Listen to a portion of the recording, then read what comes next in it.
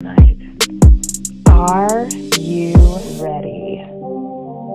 Are you ready for the podcast? Whole lot we gon' broadcast. Dropping gems, these are all facts. Shooting flicks like Men in Black. Are you ready for the podcases? Hitting every spot, Dalmatian. Taking off like a spaceship. Podcast is not basic. Podcast is not basic. Podcast is not basic. Podcast is not basic. Podcast is not basic. Let's go. Podcast is not basic.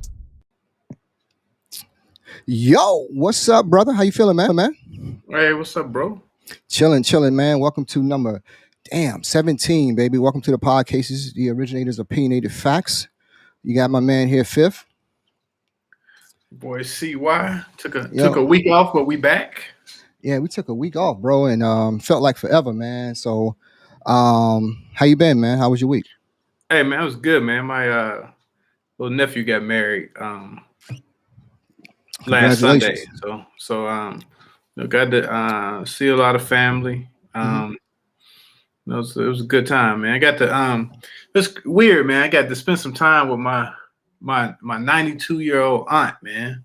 It's my granddaddy's baby. My granddaddy's baby sister, man.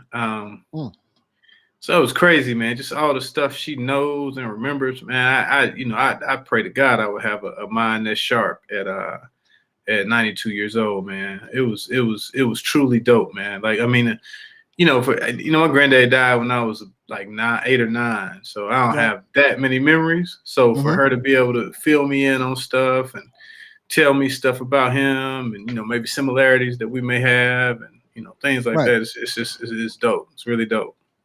Yeah, that's dope. I saw that picture, man, and it was and when you said she was 92, I was like, wow, that's crazy, bro, because it's amazing to live that long and see the things that she has saw and things that she's witnessed, man. And what's even more intriguing than that is that the people that she knew before her. You know what I'm saying? Like she came from a generation that saw the most horrendous, ferocious shit that was ever done, and her to be around that and share that knowledge, man. That was a salute. I saw that picture, but that was a beautiful picture, man. Salute on that, brother.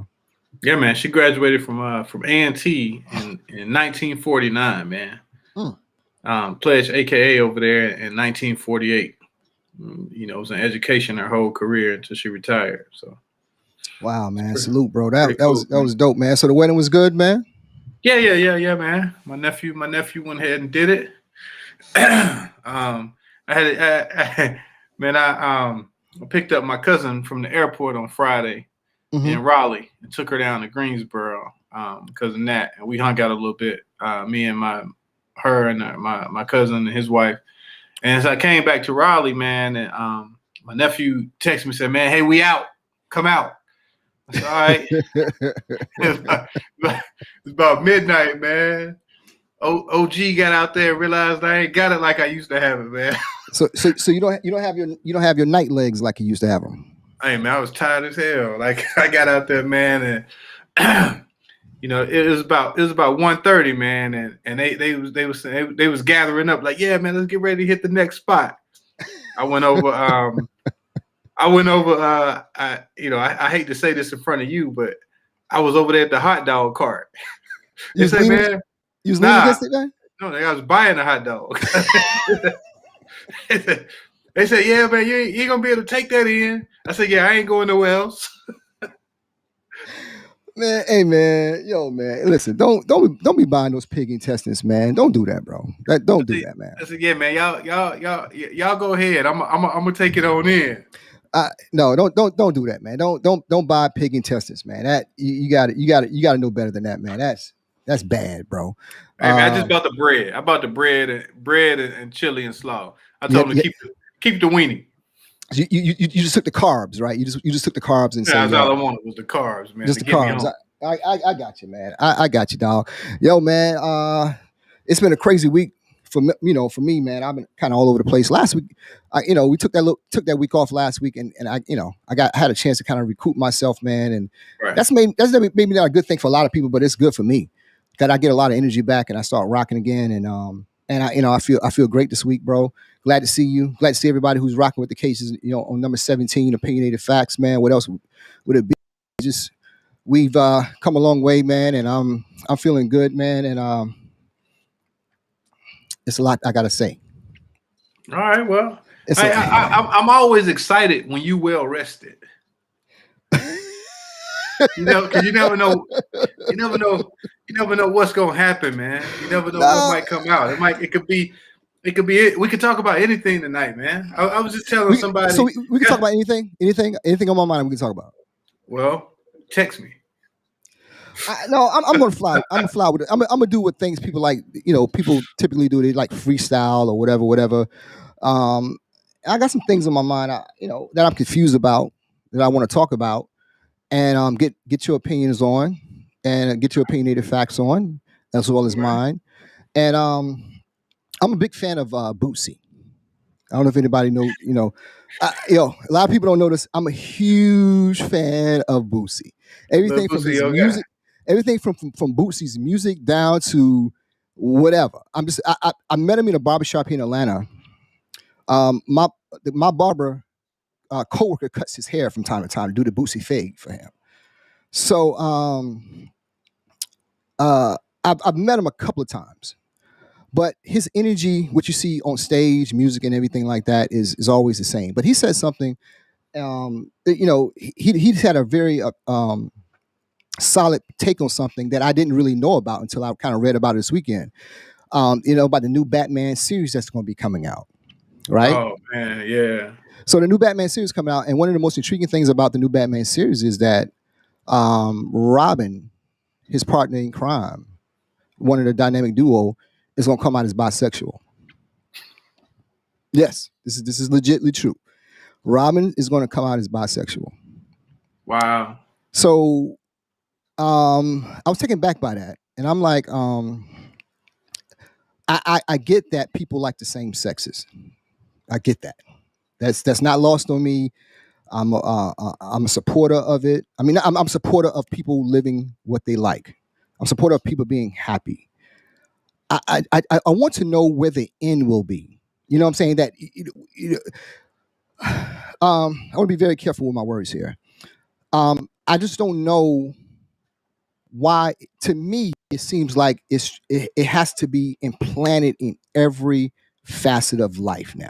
Like who you sleep with has to be implanted on everything that we see, from entertainment to politics or whatever. Why does it seem sexuality has to be so implanted across the board now? Doesn't what I'm asking make sense? Does it seem like it's being implanted across the board? And again, I'm not hating on it. I just feel I'm just confused about why it seems like it's everywhere and places that I don't think it should be at, or doesn't need to be at.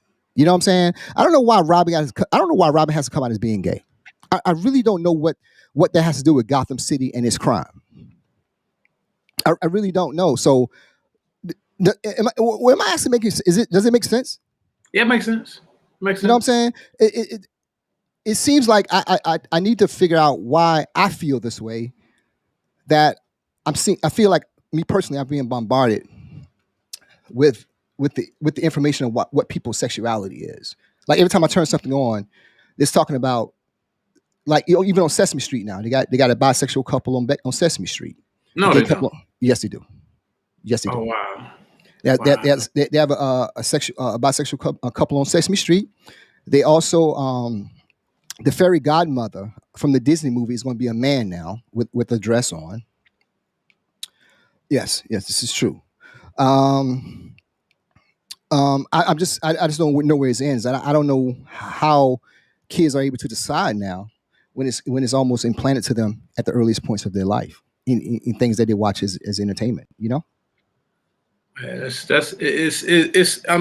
pretty bad, man. Kids shouldn't be thinking about sex and sexuality and all of that stuff at Sesame Street age. It's just my opinion. Yeah, and like I said, I got hit with that. I know. This group, whatever, with different parents in it, and they always send like little indications of like things to be watching out for. Like, hey, just be careful there's a new thing with, got, a gay couple on Sesame Street, just be, if you want your kids, it's just things like that. But I thought that was a really weird thing. I didn't know if there was an age limit or why it seemed like it being transformed into like Batman and all that, with Robin being turned, now he's going to be come out as gay and all of that. It just like, I don't know if I don't know if he's going to tell Batman this shit or what, but it's almost makes you want to watch. Maybe that's the point. Because I'm good. I'm good. I'm good on that, bro. I'm good on that. I just and with that said, I found out that I'm a huge fan of Michael Jackson. Oh. I'm a huge fan of Michael Jackson. On the Podcases, we don't talk shit about Michael Jackson, Tim Duncan, Aretha Franklin. You see the movie? You see the Aretha Franklin movie yet? I haven't seen it yet, but I heard some things about it though. Have you seen it? No. Okay, but anything I heard about Michael Jackson was that he was about to buy the company Marvel, right? Mm-hmm. The comic book company Marvel. He was very close to buying Marvel, but the reason why he was going to buy Marvel was a very unique reason. Do you know why? No, why? He wanted to play Spider-Man. No, I'm dead ass serious about this. So he went through and looked for things that he wanted to buy, and he wanted to buy Marvel, and his advisor, okay, what's up? Why you want to buy Marvel or whatever? And he was like, well, I want to buy Marvel because I want to play Spider-Man. They put them charges on him? Was that? Can we talk about the charges? No, I'm asking. No, I wonder, like, was that because they said right before Bill Cosby got his charges, he was going to buy NBC. So I'm just wondering, like, was he about to buy Marvel? Then they said, "I put these charges on Mike." It could be, man, because he fell out with Paul McCartney because they bought the fucking Beatles record. I mean, things. You know what I'm saying? That shit. Because when you say what you said, do make sense now. Because people talk about, oh, that's bullshit. When you buy or you take control of something from somebody else, that shit will cause people to feel funny about you. I'm sure. You know what I'm saying? Yeah. And you got a medium like NBC, or you buy the whole Marvel catalog. That can make some people feel real funny about how you move, bro. And look up some shit on your ass, man. You know? Yeah, he probably would have had all the kids over there watching the movies at his house. And Neverland. Hey man, don't you never say nothing, Land. Hey man, I love Michael Jackson, man. I think he's the greatest guy ever, man. I think his music is great. People make up shit about people. I don't know. He got found out guilty, man. So who am I to judge, man? I got found out not guilty about a lot of shit too. So I'm good. Let me ask you a question. Yeah. Thriller off the wall. Let's see how big a fan you are. It's off the wall by far. Oh, really? Let me tell you something. Here's the barometer of why you can tell me one is the best. You've never been to a disco or never been to a club where there was bouncing Thriller, and everybody like, oh shit, and went out to the dance floor and started rocking with Thriller. There's never been one time ever. I think Off the Wall is much better. Wasn't Beat It on Thriller? Yeah, Beat It was on Thriller. Come on, but man. But Off the Wall was 10 times better than Thriller, bro. I think anybody who knows music knows that. Thriller was great, but Off the Wall was much better. Okay, you probably know a little bit more about Mike than me, so I give you that. even though the people have crowned me as music king of the Podcases. Oh, really? Because your Versuz pick and all that? Yeah, because of my listing. Okay. Did you watch that Versuz, man? I thought it was great. Have we haven't talked since that Versuz. We haven't talked since that Versuz. We haven't talked since that. But before you even say that, so that Versuz right there was phenomenal. I think one of the best I've seen. But if you had your dream matchup of Versuz, before we talk about the Dipset Versuz, whatever, who would your dream matchup Versuz be? Dream matchup of Versuz. You want rap, R&B, anything. Dream matchup of Versuz. They gotta be dead, alive, or what? Just whatever. Let me see here. We only got an hour and a half though. If I wanted to go dream matchup of Versuz, man, I may go.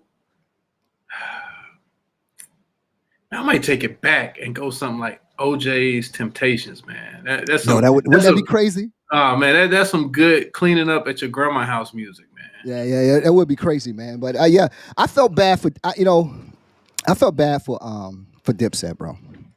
Oh man, it looked so bad. It was bad. Jadakiss was on some another shit, bro. He just separated himself like, yo, you're here and I'm here.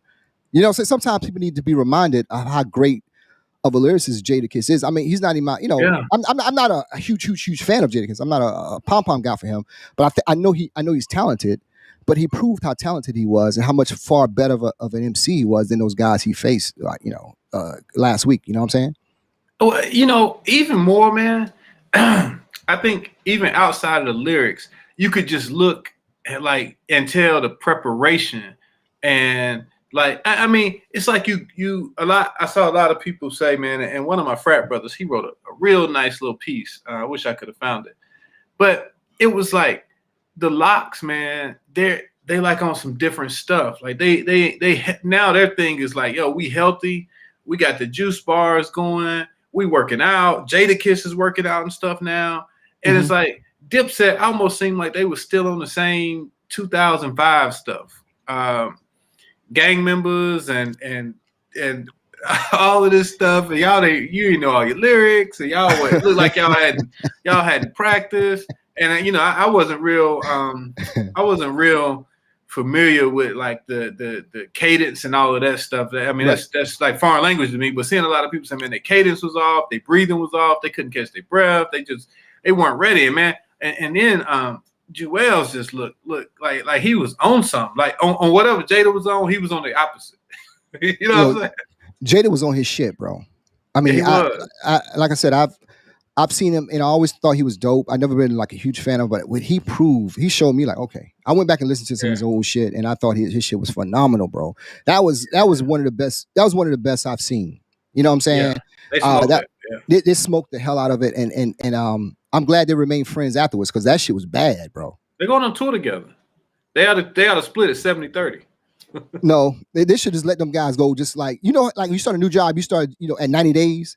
You do 90 days, and you on probation. That's right. That's what the fucking them guys should be, man. Because they really show they're not on the same level as the Locks, man. I mean, it was obvious, man. At all, yeah. It wasn't good at all, man. But yo, man, I like say you and I've been rocking for 20 years or something. It's been a long time and everything like that. And I saw something off the record. I think it's called a show called Off the Record with Bob Costas or something. And Charles Barkley was on there. And Bob Costas asked him something. He's and I think a lot of people kind of knew about Charles and Mike Jordan was always pretty good friends, or even close to best friends back in the 90s and whatever when they played. And Bob Costas asked asked Charles about that relationship. And Charles said, no, they're not as close as they used to be, or not even friends anymore. Wow. And Bob said, you know what Charles said? He said, well, he pretty much said one word. He said honesty. And I think, and what Charles said was he was asked a question about Michael Jordan on air, and he gave him his honest opinion about Mike. And that caused some friction with him and Mike. Do you think really good friends can be critical of each other and still remain friends? Yeah. So I thought so too, but I think there's a caveat with that. I think it's the medium you choose to be honest with each other. You know what I'm saying? I don't know if what Charles and Mike talked about in private was the same thing he talked about on air when he questioned Mike's abilities to run a team and be a GM and all of that, his professionalism and all of that. But I do think sometimes as friends, however long the relationship is, you have to be real with each other. Right. But I don't think that should cause anybody to fall out. But I guess Michael Jordan took that very seriously, and as a result, he would choose not to communicate with Chuck anymore. Well, I think, like you said, it's like the median that you say it. Like, I mean, everybody knows Michael Jordan is private. He probably would have preferred a call rather than you saying it on Bob Costas' show or through an interview. Like, I mean, you kind of like that. Like, you wouldn't want me to, blast something about you. You wouldn't mind if I called you like, yo, bro, you need to. But if I got on here and said it, you probably like, you feel some kind of way. You know what I mean? Like, damn, yo, you kind of, you came out the blue. Like, I mean, it's a part of like knowing your friends. Like you gotta know your friend. Like you gotta know kind of like what bothers them. It's like, you know, or what they can take. Like, you know, you gotta know like, yo, man, this is my boy right here. If I say something to him, he gonna get off the phone. So I need to wait till we in person. You know what I'm saying? But let me ask you a question. But why is that a hang up point? Because a lot of times what people see in us, we already know about ourselves. Yeah, but tell me. Don't even gotta tell everybody. That's a part of being a friend. It's like knowing your friend. Like, man, it should have bothered him. Like, you know what I'm saying? Like, okay. I mean, that's like that's not a friend. If I'm a have something negative to say about you and I can't tell you, but I'm gonna go tell somebody else, then you probably ain't really my friend. We just, you know what I'm saying? We just. I get you on that, dog. I get you on that. I thought that Charles and Mike, and you know, Charles is a pretty opinionated guy. He says it's one of mine, and people, and there's no gray area with Chuck. Either you like Chuck or you don't like Chuck. I happen to like Chuck. I just Right. think I'm a huge fan of Chuck. I happen to like Chuck, but a lot of people don't like Chuck. And Mike, and from what I understand, Mike doesn't like criticism. He's not, but it's not much to criticize Mike about, really. He's very successful. Those jeans, you could get them at them jeans. Those jeans be baggy as hell. Yeah, them jeans are bad. I blame his woman. Because you know most men dress better when they get with a woman. Okay, well, yeah, I mean they do. It must be a deal breaker for Mike. Mike say, look, I don't hear nothing about these jeans. You move in here, you bring all your shit in here. Yo, this is your area. Don't say nothing about my jeans. Mike wear a lot of jeans from the shirt on down. Everything is jeans. Mike loves jeans. I don't know what Mike about denim, but Mike loves fucking denim. I don't know why Mike likes denim so much, but his fucking ass love denim, bro. Go back to the beginning when they said like Mike told the reporter from Sports Illustrated, if you ever write anything bad about me, then I'm never gonna give you another interview. So he was like so untouchable, man. You know what I'm saying? He was the greatest player I've ever seen in my life, bro. Yeah, I mean I agree, but I'm just saying he wanted to have that perception, and he did. That was his perception. Man, Mike been retired what? 15, 20 years. We just finding out stuff when The Last Dance came on. You're like, oh wow, he said that, he did that. I mean, it's like all his stories. I mean, like I said, the closest person to him would have been Kobe, as far as that, because Kobe was kind of like that before that incident in Colorado. You know what I'm saying? Kobe was. You know, people kind of said stuff about Kobe, but you didn't really know. Only thing the players could say about Kobe is, damn, he be in the gym. We going to the club, Kobe going to the gym. You know what I'm saying? Right. So, right. I agree with you. I thought Mike was a bit of a recluse type, and he was untouchable, and the media didn't really fuck with Mike because they wanted access to Mike. I mean, right. I think that by far he is an intriguing figure, though, man. You know, he's very competitive in everything that he do, and he don't play no games on anything. Everything is very competitive to Mike. So I'm like, yo, I mean, I wish I had that competitive spirit in me in certain things, but they say Mike carries that throughout his entire way of life. Everything that he does is very competitive. You know what I'm saying? Everything. Yeah, man. So, man, what's been good, dog? Do you believe it? We at 17? What's up? Before we go there, man, couple people put a couple nice verses in there, man. My cousin Nat mentioned Marvin Gaye and Luther. I think Kenyatta hit probably one of the bigger ones, Michael Jackson versus Prince. Come on, man. Listen. We all love Prince. God rest his soul. God rest Prince's soul.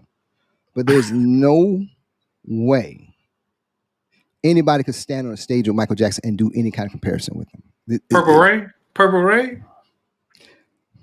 It's phenomenal, man. But all you gotta do is, man. Like Mike can do a verses with anybody just from Off the Wall album alone. Just the Off the Wall album alone, it by itself would it will crush a lot of people in verses. And then you got a stage presence, and you got Michael Jackson himself. I think people will be kind of they would. It wouldn't really be. I don't think they would feel at ease being on stage in kind of in like a matchup against Michael Jackson. I don't think a lot of people would take that challenge on. You know what I'm saying? In his heyday, like 80s, like 83, Mike. Ain't no fucking way in the world, bro. Nobody touches that Versuz. 83 Mike, no one come close to it and say I want any of that action. It's absolutely fucking impossible, bro. Nobody. No, man. Prince had a lot of stuff, y'all. Really? Raspberry Beret? When Doves Cry, he had a whole movie. Raspberry Mike Beret? ain't had no movie. Did Mike have a movie? No, Mike didn't. Yeah, every video he made was a movie. Prince Thriller. had a movie. Every video Mike's made been Thriller, Beat It, Bad, with Wesley Snipes in it, with the tortoise shells.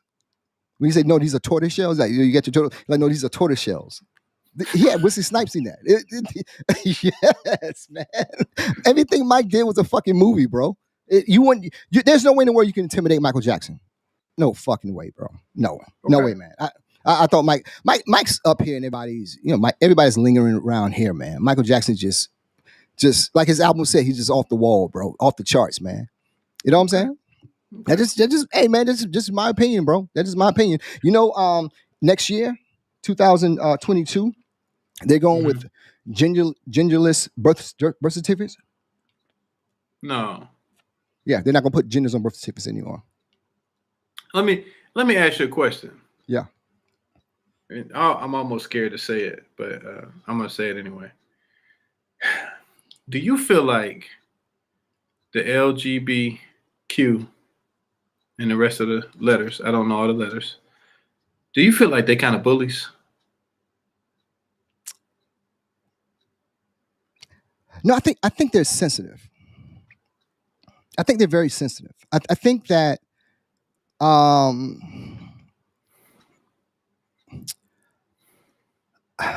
I don't know. I think they're super sensitive. I think that who else wields that kind of power right now in America? Nobody. No one. No other group wields that kind of power. They counsel the baby. Yeah. The baby shot somebody in Walmart in Charlotte. Yeah. You wouldn't even think he had a big LGBTQ following. Right. But I mean, he was getting dropped from stuff left and right. It's two things. One, it's almost like you would think they're kind of like bullies, because they whatever happens, if you rub them the wrong way, you say the wrong thing, they're gonna cancel you. Right. But for two, whatever they're doing, other minority groups, including African Americans, need to take notes, because however they have organized and whoever the leader is, I don't know, because ain't nobody never came. You don't see nobody coming out like, yo, hey, I'm the leader. I'm the leader. Don't nobody come out and say that. Hold on a second. Hey, bro, who is the leader? Tell me who's the leader. So you think there's this huge figment, this Oz gay person? There's an Oz gay person that sits behind this pink wall and gives why these the wall instructions. Got to be pink? Be careful. I mean, just whatever, a rainbow wall. But here's the thing, though, man. I get what you're saying. But the key word you said was organization. And I think a lot of times with us as just using African Americans as just one thing, we don't have an organization. And when something goes down, we typically rally behind a preacher, as opposed to an infrastructure. You see what I'm telling you? The LBG, the alphabets, they have an infrastructure. We don't have an infrastructure. You know what I'm saying? There is a force out there that prevents you from going too far. But here's the thing. They can go as far as they want to go. They can do anything they want to do. They can put out anything they want to put out. You see what I'm telling you? They can do anything they want to do. Now, if I wanted to go on Sesame Street and make love to my wife, I would be in a whole lot of shit. Right. Yeah. If I probably be arrested. I would be arrested. I would be arrested. So that we have to understand that there is a certain level of leeway that's afforded to them that's not afforded to anyone else. But that just the way I look at it, and I think that with the adventation of just genderless birth certificates, you don't have your names in the restrooms anymore. And I always thought this is funny to me. God is all powering. I don't know if anybody believes in God, whatever, man, but God is all powering. But the one thing he can't get right is this gender thing. He can do everything else in this world, but he can't tell you whether you're a man or a woman. Because people are like, I've been born a man, when I feel like a woman and all that. But God can't get that shit right. He can get everything else right, but he hasn't been able to crack that code, so to speak, to be a perfect being, but not be perfect in the way of assigning gender to people. You see what I'm telling you? And everybody say, no, that I know he made a mistake on that. I'm a man, but I'm a woman. But your voice is deep as Barry White, though, dog. You know what I'm saying? I don't know. It's just things that this kind of rubs me the wrong way. I'm like, okay, where do we decide that God is in power, or God is the Almighty, or man is? You know what I'm saying? I just feel I don't know where to go with it. So sometimes I keep quiet and just sit back and watch. Well, you got to, because if you say something, they come after you. And that's what I mean about when I say bullies. I don't mean in the term of bullies. I'm bullying you. I'm taking this. I'm doing this. But now comedians can't even make gay jokes. They almost canceled Kevin Hart for saying he would smack his kid for playing with a baby doll. Like, no. So seriously, like, so now you can talk about white women, white men, black women, black men. You can call Hispanics all kind of derogatory names. You can call blacks derogatory names. You can call white derogatory names. You say something about LGBTQ, it's a wrap. It's a wrap. Like, and that's what I mean by bullies. Nobody else has that power. I mean, when I asked who else had the power, Kenyatta said Trump. Yeah, the Trump backers are strong. Very. But I mean, hell, that'll be a good versus. LGBTQ versus Trump. And Trump's people. Bro, I'm serious. So when you got comedians, bro, when you got comedians, people who tell jokes are jokes. They're funny.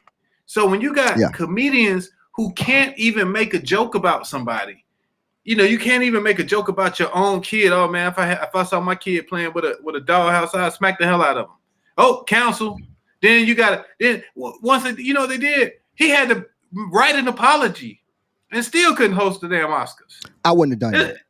I wouldn't either. But what I'm saying, like, yo, how only people, and it's weird that this is even flowing back around this way. The only people who say stuff about them are people who just don't give a damn, like Boosie. Yeah, Boosie was upset. Right. Well, he felt some kind of way about the thing, and about Robin coming out as bisexual, and you, like you say, you're having this influx of the way our lives are being impacted. Like, say for instance, if I'm not a drug addict, so to speak, right? I'm not comparing anybody, but I'm saying if I'm not a drug addict, I don't want to be bombarded with things that are for drug addicts. Like, hey, you need to do this, you need to do that, you need to do this, you need to do that. I don't feel my everyday life needs to be bombarded with what you sleep with and what you do in your private time. My public life, my whole life, I don't give a fuck who Robin sleeps with. As long as he catches the Joker or the Riddler at the end of the fucking movie, that's all I give a fuck about. I don't give a fuck who Robin sleeps with, bro.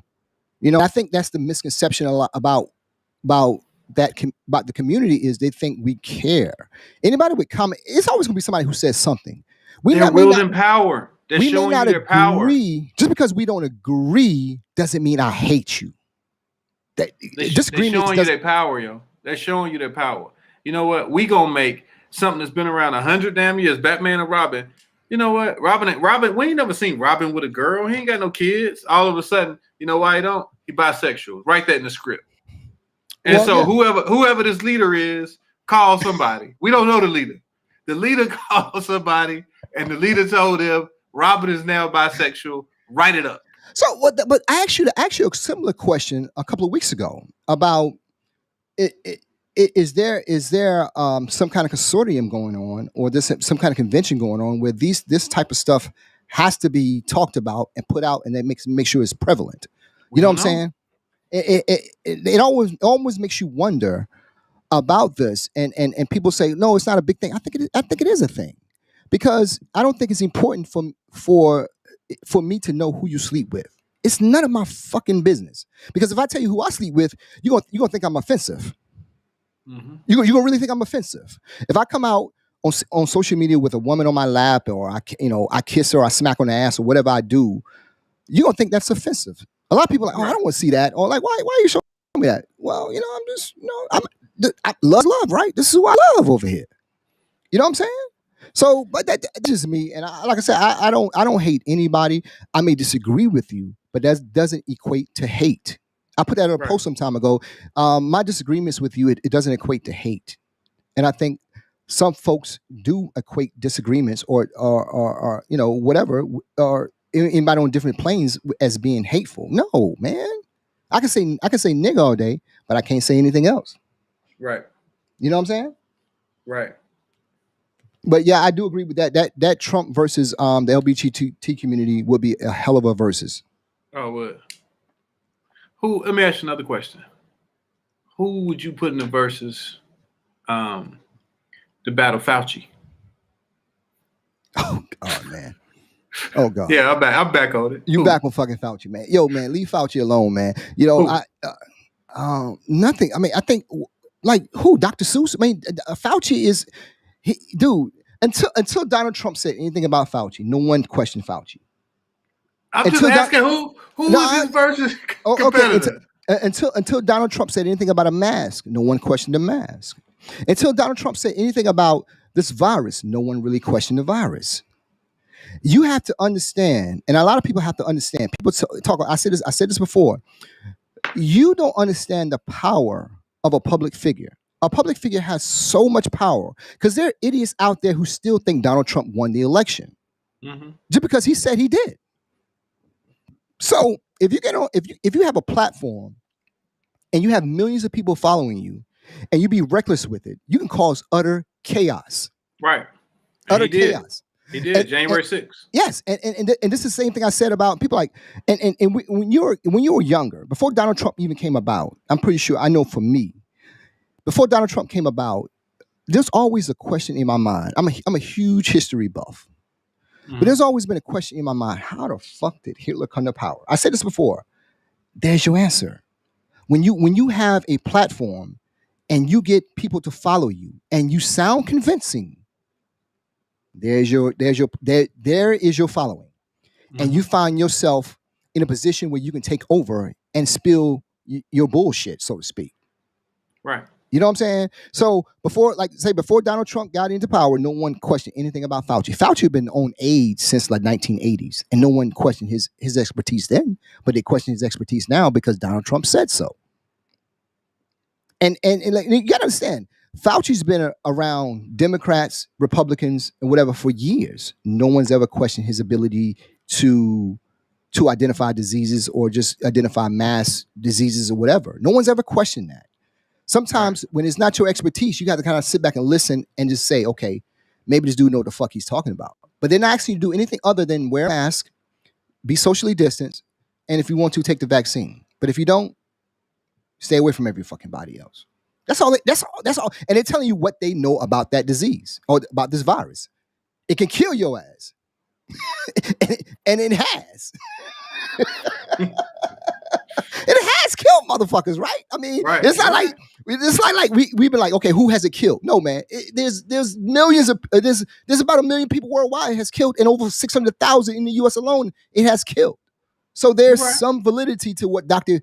Fauci is saying. I just want to know who he would go against in the verses. You have a problem with Fauci, and I'm like, I don't have a problem with Fauci. All he's doing is telling you what he knows at the time he knows it. I do understand where people get say, okay, why is he telling me something new every 2 days or something like that? Well, they find out something every 2 days. That's basically what it down to. And someone asked me about this last week. They said, yo, we was talking about people with pictures on social media, posting videos about them working out and all that. Someone texted me after the show, and I'm like, damn, how the fuck did I miss that one? They said, what about people that be in the hospital? Say, oh God. Just say a prayer for me. Just say, I don't want no attention. Just say a prayer for me. Oh, you really? You don't want no attention, bro? You really? You in the hospital laid up with tubes in your nose? You don't want no attention, right? Yo, that's what I'm telling you. A lot of people post shit on social media for attention, dog, and that's one of them.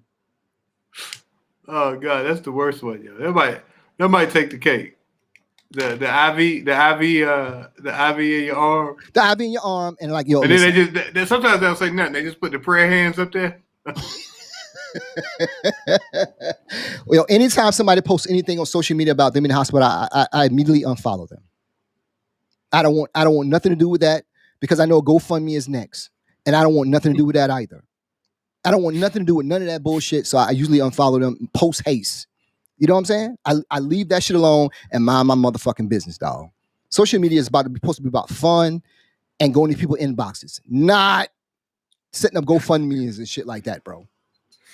Yo, man, fun and going to people inboxes. Fun and going to people inboxes, man. I think the inboxes was down this week because I didn't get any replies to my inboxes. Nah, they was up.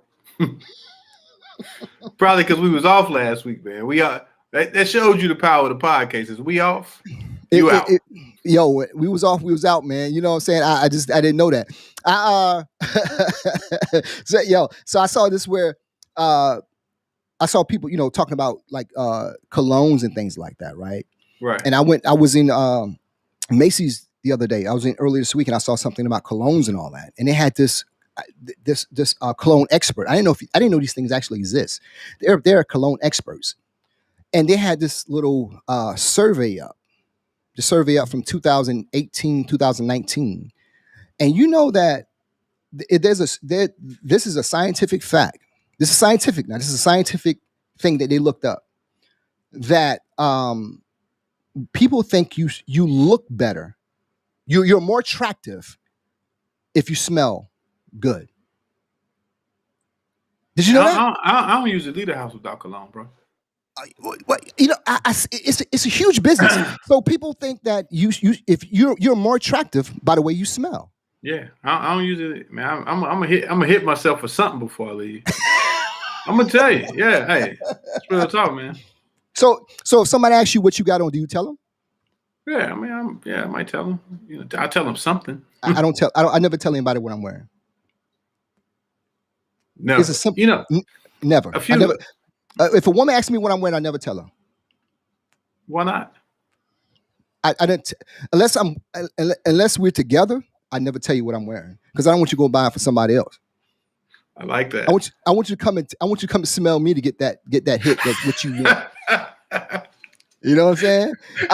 Because it's like what is that? What is? I don't know. I say no. I can't tell you. I don't want you to go buying that for somebody else. I want you to come get that fix from me. And then I let you smell me.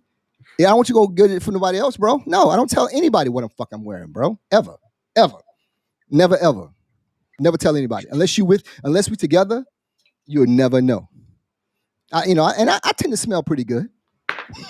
Yeah, man. I don't leave the house, man, without hitting my wrist, maybe behind my ear, a little something. So when you walk by, somebody like. So you think that's true? You think people they're more attracted about it if they smell better? I don't know, man. So go out without wearing anything one day, and see what you get. Man, my body wash smells good. So you know what I'm saying. If you get close enough, you're like, oh, my lotion smells good. So it's just men don't wear body wash, bro. Men don't use body wash, bro. Yeah, yes, we do. No, yes, we do. Men only use soap. You that still wash it with Dial and the cloth.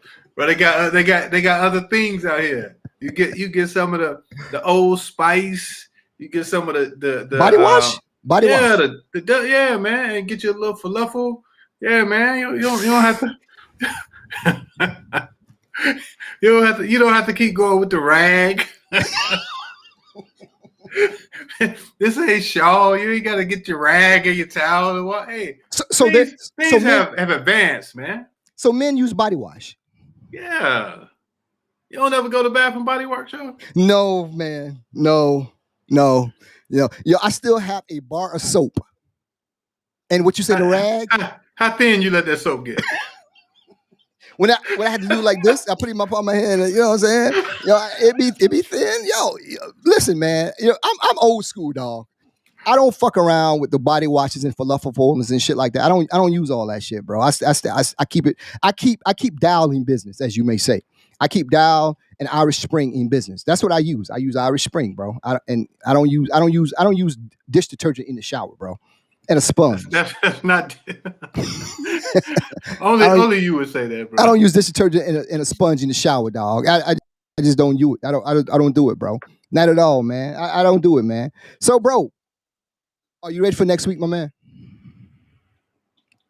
Man, I am. I'm ready for next week, man. Are you ready? I'm ready. Yo, man, I've never been so excited about something in my life, bro. I'm truly excited about next week. Yeah, I'm truly. No, she broke up with me, so that doesn't count. she broke up with me, man. That it don't count, man. You know, I'm a single lonely bachelor dude, but that's why I'm so excited about next week to get out amongst the people, bro. That's what I'm ready to do. I'm ready to get out and mingle amongst the people, and maybe I can find a new Carter. Okay. So, for listeners who don't know, we'll be performing live next week at Sunday Supper live in Raleigh, North Carolina. They're gonna have Nido Band. I forget how they pronounce it, but I know they're a big deal, at least in the North Carolina area. Man, they have a huge following. And on top of that, also legendary Kid Capri is gonna be there. So we'll be hosting. Then we'll do a short set before Capri comes on, just about 30 minutes or so. It's gonna be a good time, man. I think they had upwards. They go about every 2 weeks. The last one, I think they had upwards of about 3,000 people. This one Sunday will be at Hive nightclub in Raleigh, right on the outskirts of downtown. We are gonna have a blast, man. This gonna be a good time. Yo, it's man, gonna be a good time. I can't wait, bro. I'm like I said, I'm really excited about it. We don't talk about much during the week, but we have been talking about that. How excited we are to rock that out, man, and the things that are coming. We're just hoping COVID plays along as we go further along and during the summer and this fall, that we allowed to get out and do these things that we got planned, brother. And I'm super excited about that and get out amongst the people, bro. I love the people. This is the people's show. You know what I'm saying? I love I love the people. And thank you for everybody who's been rocking with the cases, man. I got a call from a friend. I haven't talked to him forever. I really didn't want to talk to him. But yo, I got a call from him last week about the show, man. Salute to him. Appreciate that, man. Thanks for everybody who's been rocking with us, that sent us emails and things of that nature, man. We truly appreciate that. I'm happy, bro. I'm super excited about next week, man. You know what I'm saying? I'm ready to go. It's gonna be a good time, man. It's gonna be a good time. Yeah, I got a little nervous energy, but I'm not nervous. This is the first time we've done this in front of people, and this is the first time we've really been out as a crew together, rocking and doing our thing, man. So I'm looking forward to that. For the people that said it couldn't be done, it's been doing. We're doing it, man. Look, who would have thunk it, right? Who would have thunked this shit? You know what I'm saying? 17 plus weeks ago, who would have thunk it, man? And thanks for everybody who supported us and put us in a position to rock like this, man. I'm happy, bro. I'm happy, man. And I never thought it would get this far so quickly. You know what I'm saying? So thanks to everybody who put us out there and did this for us, man. Much love to everybody. Salute, man. You know what I'm saying? Definitely. We talk a lot about current events, but we also talk about past things that people about. I love emails. I love things that people come up with and send us emails, inboxes, the messengers and things of that nature that we get, and we go through them as much as we can. But it was one that came across us that I thought that we should kind of unpack a little bit. And the person, and I'm like, it's okay. So a lot of times people don't like to put their names out there, or they just say, please don't say my name, or whatever. It's okay, but we want people, stand by your comments, man. Let's post your names, whatever. But it was a comment that came up about, I guess, a subject we had a few weeks back, and they mentioned it, and they asked about it. So I wanted to just kind of read this, whatever they kind of they asked us about. So it was from episode 14, and the person was, and the young lady said, well, not all women are out there with many men and are focused on money. There are still some rare breeds out there. At times, you two can be kind of hard on us. I guess in terms of women, they said LOL. So I guess they were talking about you.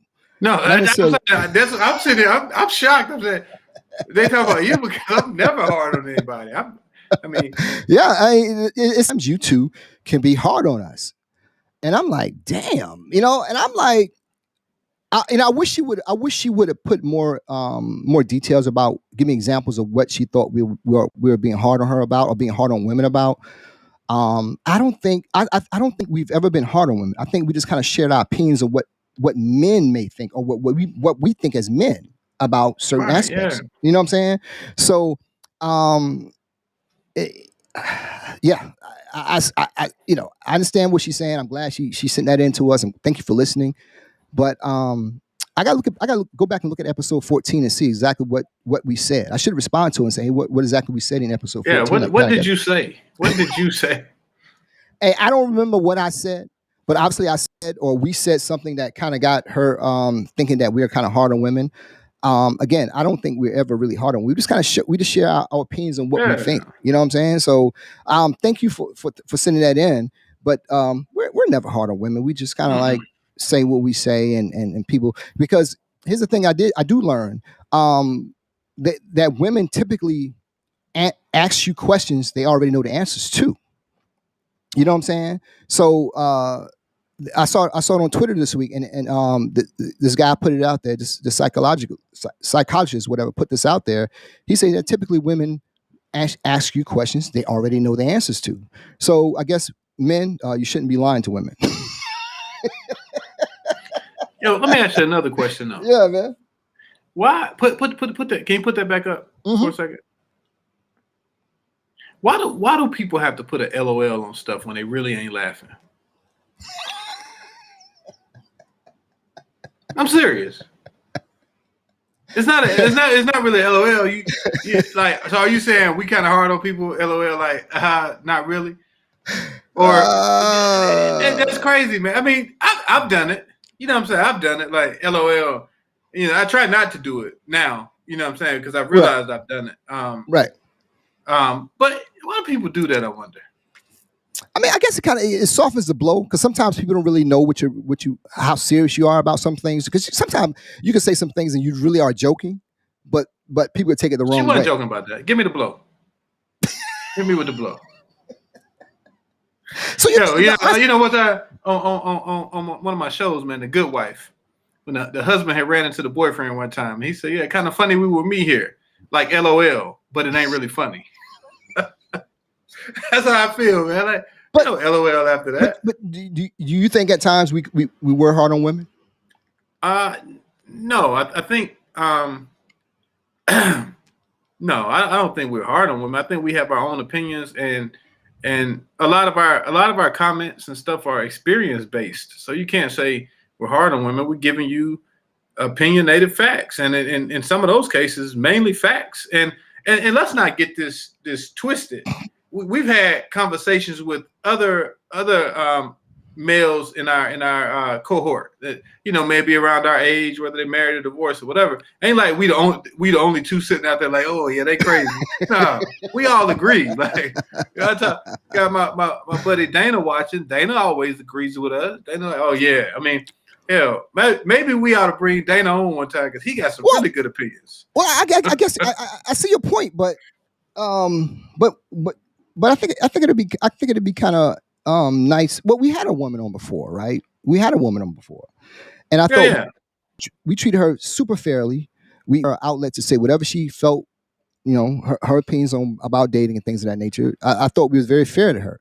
So, just like we had Kenyatta on last week in our viewer spotlight, we would like to have a young lady on during that time, and kind of and tell us in person what you think we quote unquote are hard on women about, and give us your side of give us your opinion on it, and maybe we can come to an even ground that you realize the podcasts are correct. For sure. You know what I'm saying? I mean, listen, man, we come with experience, man. I see a lot of groups out there. There's this. I'm not going to mention the name of the group. There's this group out there. I'm going to say it's a marriage group. It's a marriage group that I see all the time. We're mostly men, and it's actually just all men, but they're men who's married, and a lot of times I see a lot of posts like, I think I married the wrong woman, or this. It is so sad in that group, man. And I don't know what the fuck I'm in there, but I sit back and just read the comments about how people are so unhappy in their marriages. Right. And I'm like, number one, it's a lot of reasons how you get that way, but why do you stay that way? Why do you stay in a situation that you're unhappy with? You know what I'm saying? Whether a job or marriage or girlfriend or boyfriend, why do you stay in a situation where you're so unhappy? And you know the number one answer usually is, we have so much invested. We have so much time together. You know what I'm saying? Right. Fuck time, bro. Fuck time. I'd rather be happy than have time. You know what I'm saying? Well, a lot of people scared to change though. So, you know, people don't like change. They like to do what they like to do. They like to do what they're comfortable with. So I think, you know, you're not gonna get a lot of people who are gonna you know, want to rock the boat, whether it's a job, you know, oh man, I got the 401k. The 401k a transfer. Well, that's your question though. You know? How many people you think are truly happy? Not in terms of relationship, just how many people are truly happy? I don't think a lot of people has really in life. Yeah, I don't think a lot of people have experienced what true happiness is. Maybe not, but I think post COVID, you know, I mean, we're not really done with COVID, but I think post COVID, a lot of people are really realizing what they have and feeling more blessed than probably pre-COVID. But really, really happy, I don't know, because I don't, you know, everybody is driven by something different. So I don't know that you could, you know, that I would say, you know, right. How many people are really, really happy or whatnot. Like say for instance, like if I'm dating somebody or I want to date somebody, one of the questions I always ask is, are you happy? Have you ever experienced true happiness? And that's sometimes that question takes people back. Mm-hmm. You know what I'm saying? Because I don't think a lot of people ever really experience what true happiness is. Whatever your happiness is, I know I've experienced it. I have experienced it. So once I felt in my own mind that I experienced some type of happiness, I try to keep that going forward. You know what I'm saying? Right. I try not to harpoon that at no cost for my happiness. You know what I'm saying? Whatever I feel makes me happy, and I'm not hurting anybody, I try to keep that. I try to incubate that as much as I can and keep it going as far as I can go. But I don't think a lot of people truly understand what happiness really is, and I think they know what it is. But love, like, and happiness are all three different things. Mm-hmm. You know what I'm saying? And just because you got a job that pays you a lot of money, if you're not happy in it, and money does not make people happy. It can solve problems, of course, but it doesn't typically make people happy. And I think people overshadow that with time and money seems to overshadow happiness in my opinion. I think people just get that mixed up.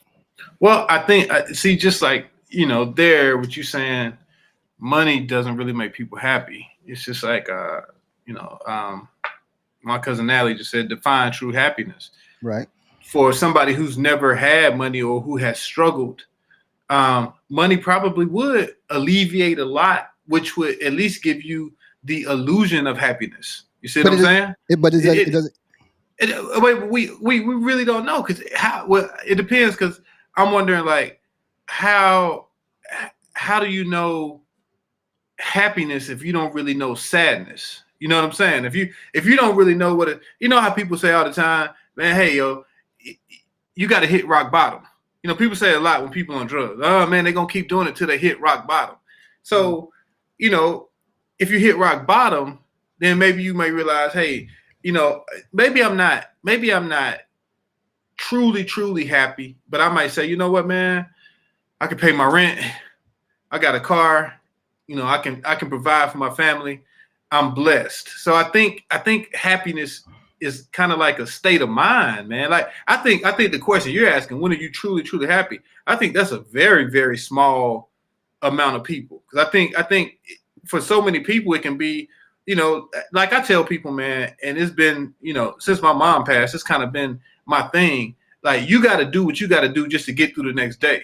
You know what I'm saying? Like whatever you got to do to make yourself, to motivate yourself to get up, to get out, to do what you got to do, to go to work, to make money for your bills, and if you can catch a few smiles and laughs along the way, shit, do it. You know what I'm saying? Because what I do know is there are a lot of unhappy people, man. There's a lot of there's so many people who, you know, and COVID kind of showed this. It's so many people, their only interaction with humans is like at work. Yeah. You know what I'm saying? Work and stuff like that. They don't have no interaction, man. They ain't got no friends. Ain't nobody calling to check on them. Ain't nobody, you know, nobody's calling like, hey, how you doing? Like, I mean, I feel so blessed to have, you know, I got, you know, I think we said last time 5. I know I got 5 good friends, and I'm blessed to have them, man. Like, because some people don't have that. Like, they don't have anybody who knows them. They don't have a lot of family. They don't have anybody who cares about them. So I think, you know, for people just to be able to grasp on to what you can hold on to, you know what I'm saying? And that goes kind of back to what we were saying, even about Mike and Charles Barkley. You got to know your position, and you got to know your friend's position. You know what I'm saying? Right. You got to kind of know, if you know those positions and what people need and kind of what you need. Like, I might not always be happy, but I know what or who makes me happy. You know what I'm saying? That's big. So that's the thing. I know, man, if I'm down, I'm having a down week, I'm like, damn, let me go pick up these boys. Right. You know what I'm saying? You feel me? So that's just me. Yeah, you know, I think a lot of times true happiness comes at the inner rock bottom. That's just the other form. You know, you went through a terrible breakup, or, you know, the worst thing that happened to me when I lost my mother, right? Right. For me, I felt like I didn't want to be around anybody. I didn't want to be around anybody, even the people that was offering well wishes and condolences and all that. And I knew they truly meant that from the bottom of their heart, and they truly wanted me to get better, and truly cared about my sister and my brother and I. I know they truly felt that. But for me, I wanted to get away from everything. And when I found myself getting away from everything and just deal with what was making me feel this way, losing my mother and things of that nature, and I got to this very dark place. But throughout that dark place, on the other side of it, I realized, like, yo, you don't have this much time on this earth, and you don't want to waste time on bullshit or things that don't make you happy. You know what I'm saying? So I think everybody has an innate ability to determine what is something truly making you happy. You know what I'm saying? Like, a job or whatever. Yo, man, everyone has. I believe Jay-Z said this. He said everyone has a genius level talent inside them. And I think a lot of people don't touch that thing. Whatever you don't believe in yourself enough that you can touch that talent inside you that can truly transform your life and make you truly happy. And that's one of the things we're going to talk about in upcoming shows, is just like mental health and things of that nature. How people kind of bury their true feelings and can come out as a combust. Like, you can explode, bro. You know what I'm saying? You deal with you compact so much inside you. And I used to be that way. I used to be so angry on the inside.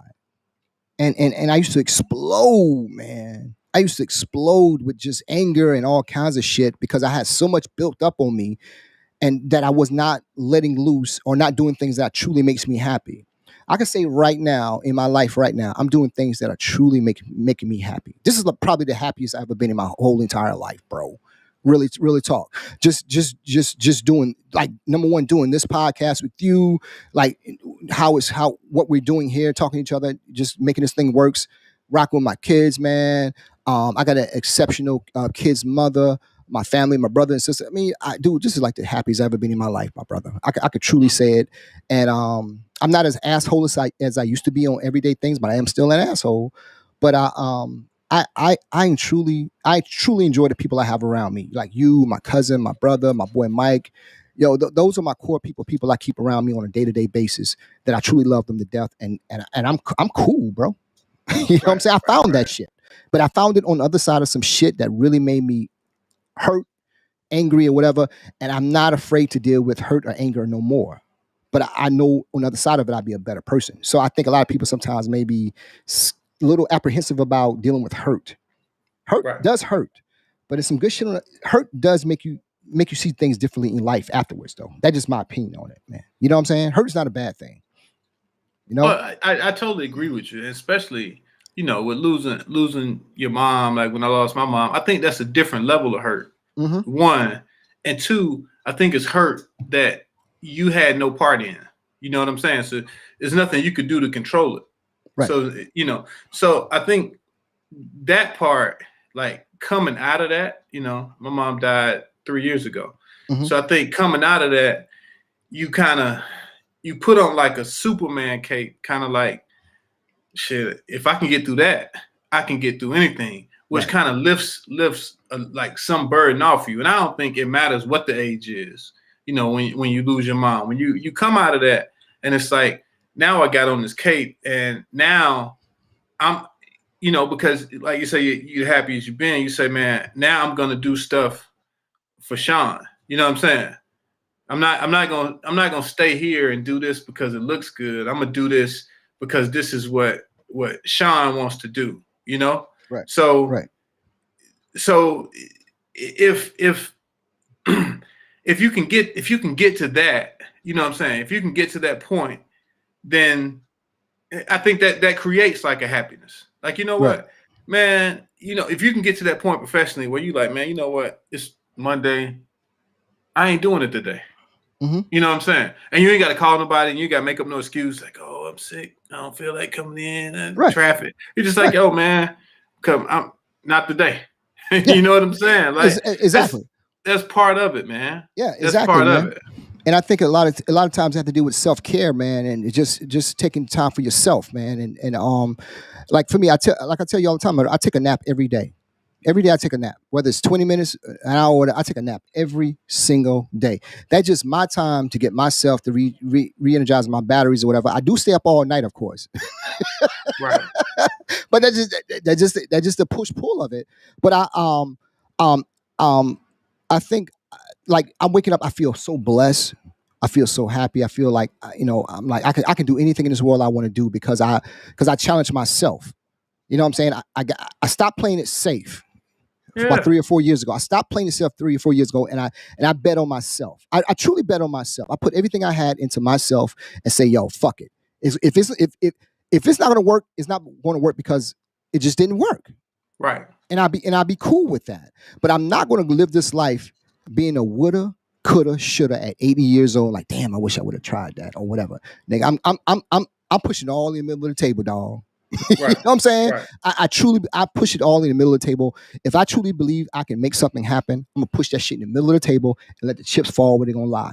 But it won't be, if it fails, it won't be because I didn't try hard, I didn't believe in myself.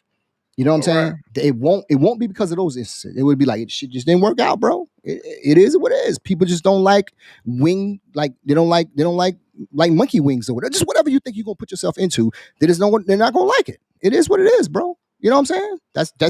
That's what I rock with, man. And I think that that's why I always try to preach happiness to people. You know what I'm saying? Mm-hmm. I won't just date just because she fine or whatever. And that motherfucker mean, I will not fuck with her.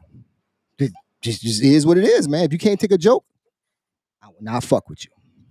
You know what I'm saying? And if you got bad feet, right? If you have bad feet, it's not even a fucking chance. It's not.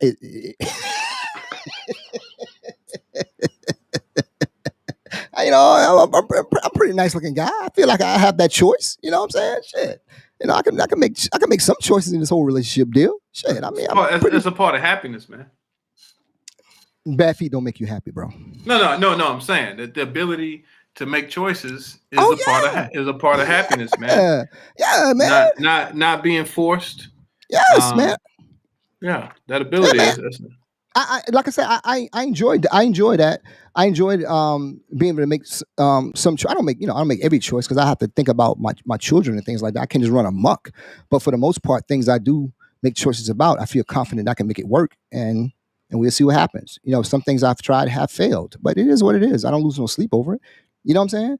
Only time I lose sleep over something that I tried it failed is I know I didn't put the work into it. That would make me lose sleep.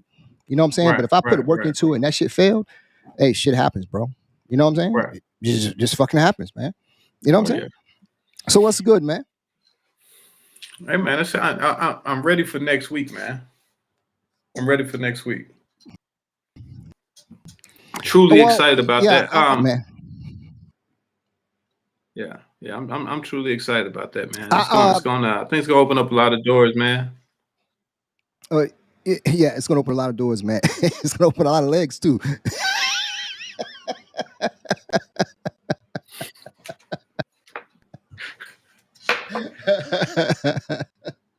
I'm just playing. I'm playing. I'm playing. Don't send me nothing about. I'm just joking. I'm joking, man. I'm just fucking playing, man. Nah, I just Hey, I quit. You crazy, man. Come on, Si. Come on, Si. Right now we C-list celebrities right now, Si. We're C-list. Come on, Si. Si. Aren't we C-list? No, yo. Si. I'm not co-signing this with you. I'm not co-signing this with you, man.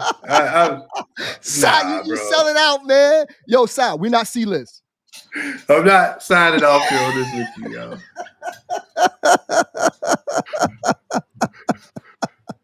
I'm not signing off on this show. Yo, man, we are, yo, man. Let me tell you something. Since we started doing this, man, things has been really opening up for us, including legs. I'm joking. I'm joking. I'm joking. I'm just joking. I'm joking. I'm not. I don't mean that. I'm just joking. No. We're talking about opportunities. We're not talking about legs. I'm sorry. I didn't mean that. I didn't mean that. I'm just joking. I'm sorry. What you drinking tonight, yo? A true serum, bro. True serum. Nah, yo, come on, man. Hey, I'm just joking, man. Don't take nobody. Listen, nobody takes me serious when I say shit like that. No one should take me serious when I say shit like that. I'm just saying shit because whatever. I'm just drinking something and just having fun, bro. It nothing like that, But once we get off the air, Si will co-sign with me on that. Say, yo, you were right, bro. Legs. Hey, yeah, man. I'm the uncouth one, man. I'm the one with no coof, and I say shit. So it is what it is, man. Nah, but it's all fun, man. We looking forward to next week, man. Having some good times out there, and listen to what the people got to say. We looking forward to doing this every chance we get, man. So next week is gonna be big for us, bro. Like from Monday all the way to Sunday evening is gonna be big for us, man. So I'm not gonna get much sleep this week. Being able to do this out in front of people. And I'm happy, bro. I really am happy about this shit right here, man. Thanks to you for putting all this together. Si and our producer, they kind of put all our shows together, man. So I do the other shit, but Si puts everything you see out in front of you. That he puts that together. So salute to you, brother. Hey, man, appreciate that, man. Mm-hmm. I was happy for the to volunteer to do that. Hey, man. It's the least I can do, bro. Hey, at least we try to give people opportunities or whatever, man. If you want to work for the Podcases, man, definitely put your resumes into media@podcases.com. Definitely send your resumes out to media@podcases.com. We will look at them and shred them. We're not hiring. This guy. We're not hiring, yo. But nah, man, I just because you remember last week we were talking about like the foods and all that, and folks were hitting me up about like the Skittles. like the Skittles and the Mountain Dew and things of that nature, and I was right. Mountain Dew drink behind the colas. They had their high, and they're also the most unhealthy. They're the most unhealthy soda. And what's the unhealthy thing about Mountain Dew again? The sugar and the chemicals. That's it. That's what Mountain Dew is. Mountain Dew is just a bad thing to put in your body, bro. I'm surprised I'm surprised people even drink that shit. I mean, why would you even drink Mountain Dew, bro? That's just terrible. You had one? 98 when I worked at Henry Hegels. That's the last time I had one. I haven't touched the Mountain Dews since 98 though. You know what I'm saying?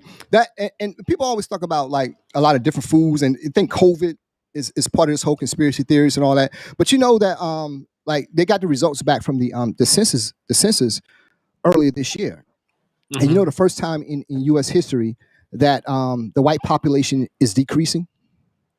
Oh wow. Yeah. So as a result of the 2020 census, and we know white folks fill out their census forms.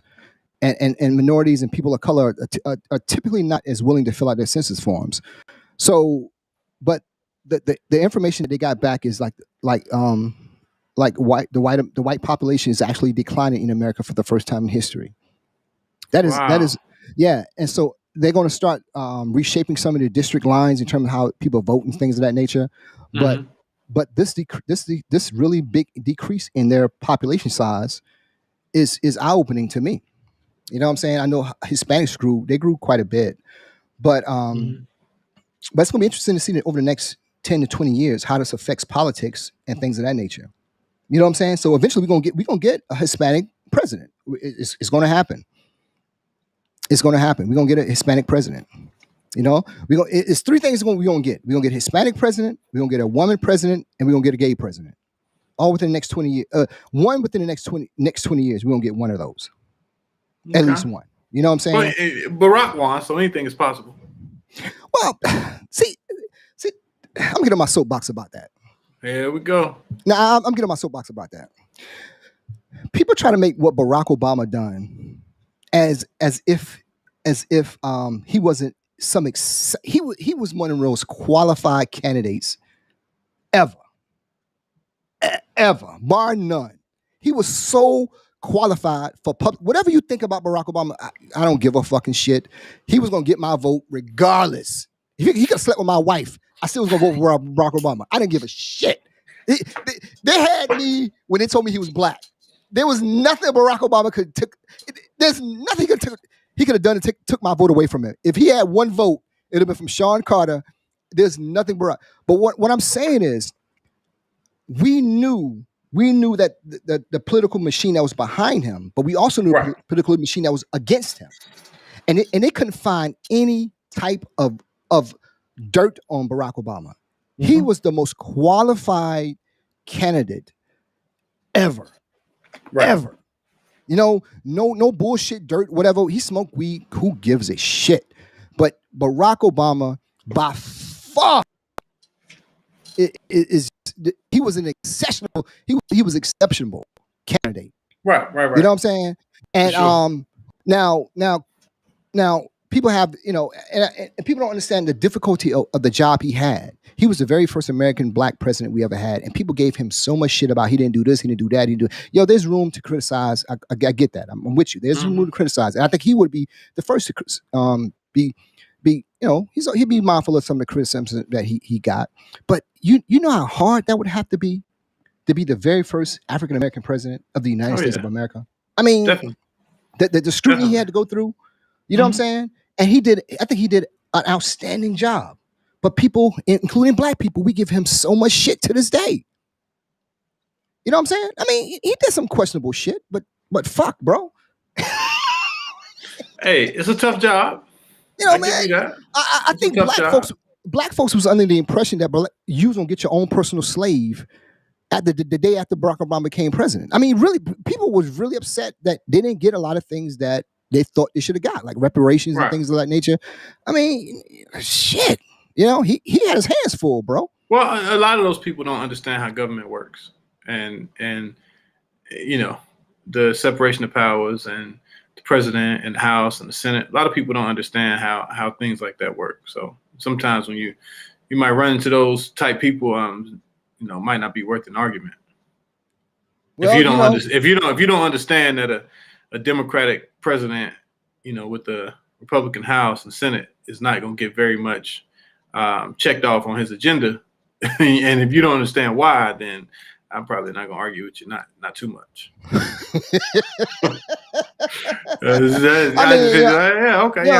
see. Like I say, he's my guy, but I thought that now that they're going to reshape these districts now because of the population's changes, the demographics has now changed. I'm a little concerned about that in terms of how these voting districts are going to now be reshaped.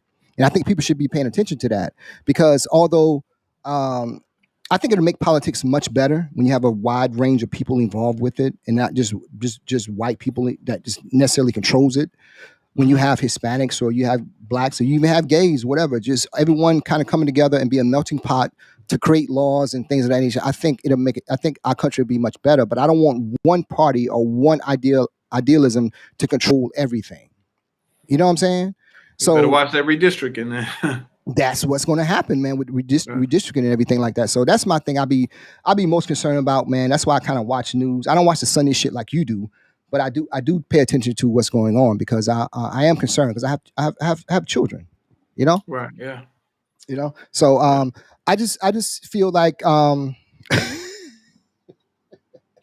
was joking about what I said before, man. I was. Oh, yeah. Getting a few text messages on you. It was a bad joke. I listen. Disclaimer: it was a joke. Okay, I'm not. I really didn't mean that. It was a joke. Okay, so damn, man. I can't say shit, man. I'm sorry, bro.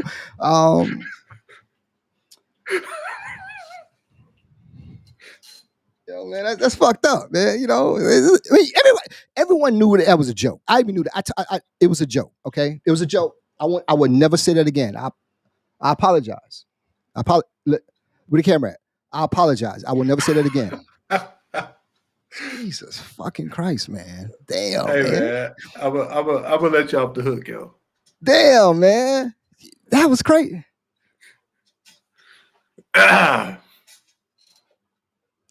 Okay. No, fuck it. Shit.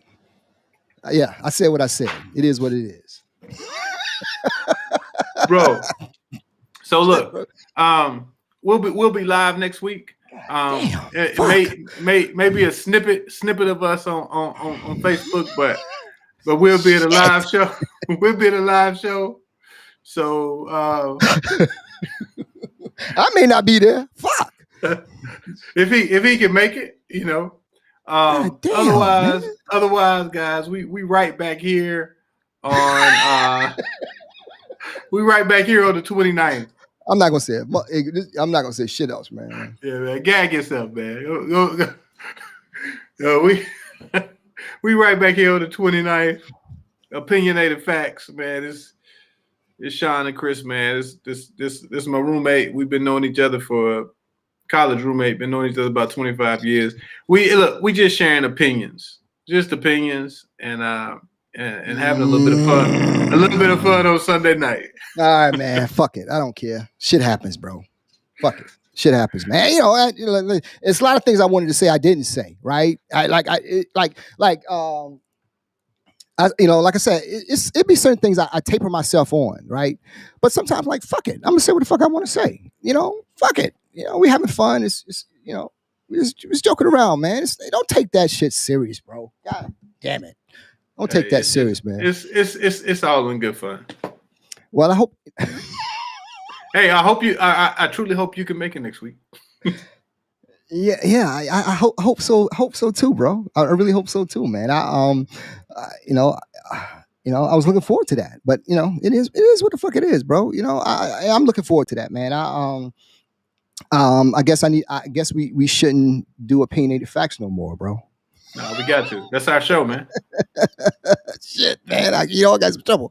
But yo, again, man, everybody that's if you're in the area next week, yo, please come out. We're gonna start posting next week about the Podcases doing some live stuff, bro. Next week is big for us. Like Sai said earlier, it's it can be a launch pad to what we got coming up and doing other things. I'm truly humbled by it. And thanks for everybody that's been rocking with us, man. You got some shout outs you want to do, my brother? I got a few. Definitely, man. My cousin Natalie, my boy Dana, Diane rocking with us. My frat brother Gary rocked with us tonight for the first time. Gary, Roslyn. Yeah, man. Everybody who's taking the time out on Sunday just to look at us and to you know, just to chime in, man. Just let us know some. My man Terrell Midget just checked in.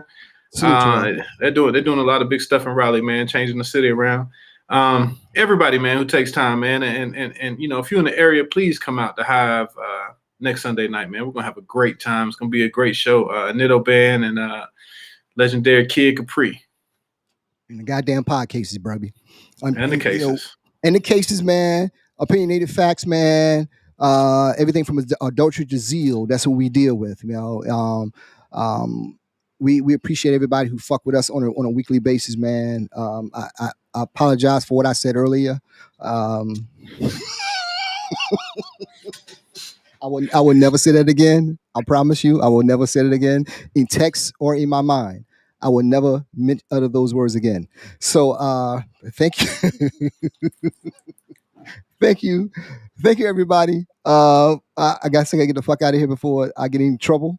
But thank you for everybody rocking with the cases, man. Next week in Raleigh, our first live show. This type of show right here won't be here next week. It'll be a totally different format. And probably, Sam may have to do this by himself for a few weeks, man. But shit happens, man. But salute to everybody who rock with the cases for 17 straight. We next week will be number 18, but that'd be a totally different format, be a totally different thing. So when we come back in this format, we got something special coming up. Definitely. We're gonna start kicking off some super special show on episode 19. Please tune in to 19. 19 is gonna be dope. If you tune in to 17, 17 on back, and then number 18, please tune in and start number 19. 19 is really dope. Something we've been really planning forward to doing. Oh yeah.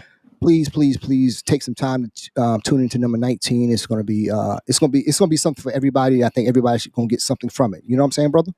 Peace. Yes. You know what I'm saying? So have a great week starting tonight. I'm gonna try. I'm gonna try to have a great week. But have a great week. Thank you for everybody who's been blessing with us, rocking with us. Please do us a favor. Go to our YouTube channel and subscribe to our YouTube. Rock with our show on YouTube. Thanks for the people that's on YouTube right now checking us out. I really appreciate that. I love you and much about anything. Last parting shots, brother. Yo, be safe, brother. Yo, man. Hey, man, we're out. Cases 17. God bless. Good night.